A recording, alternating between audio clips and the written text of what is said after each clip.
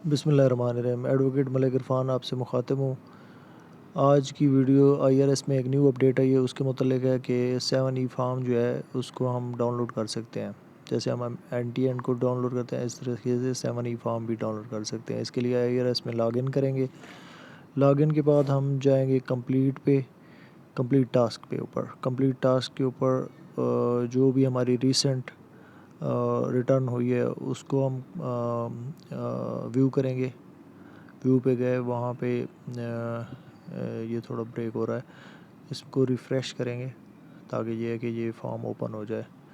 Refresh किया, इसके बाद फिर ये फॉर्म कुछ ही देर में ओपन हो जाएगा। तो इसमें हम टैक्स चार्जेबल पे आएंगे। 7E की जो भी हमारी प्रॉपर्टीज़ यहाँ पे मेंशन है उनके ऊपर आपको एक आइकॉन्स नज़र आ रहे हैं। तो यहाँ पे थोड़ा इशू आ रहा है। ये जब इस आइकॉन पे हम क्लिक करते हैं तो बेसिकली ये आपको एक पॉपअप मैसेज देगा। ये तो यहाँ पे यस पे क्लिक करेंगे तो एक आपको बेसिकली जो ये इस अपडेट में एरर आ रही है, बेसिकली ये एरर नहीं है, यहाँ से डाउनलोड हो सकता है। यस करेंगे तो यहाँ पे ऑप्शन है आ जाएगा नीचे,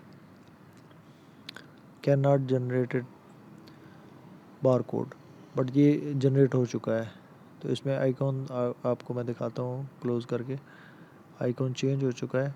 तो ये इसके ऊपर हम क्लिक करेंगे तो ये हमारी जो डाउनलोड सेक्शन है, दोबारा इस पर क्लिक करेंगे।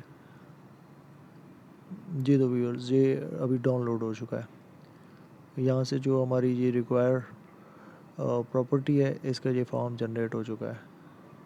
तो इस फॉर्म को हम फर्दर अपनी ट्रांसफ़र के लिए प्रोसीड कर सकते हैं। तो ये 7E का जो फॉर्म है इस तरीके से हम जनरेट कर सकते हैं और उसको फर्दर अपने ट्रांसफ़र के लिए हम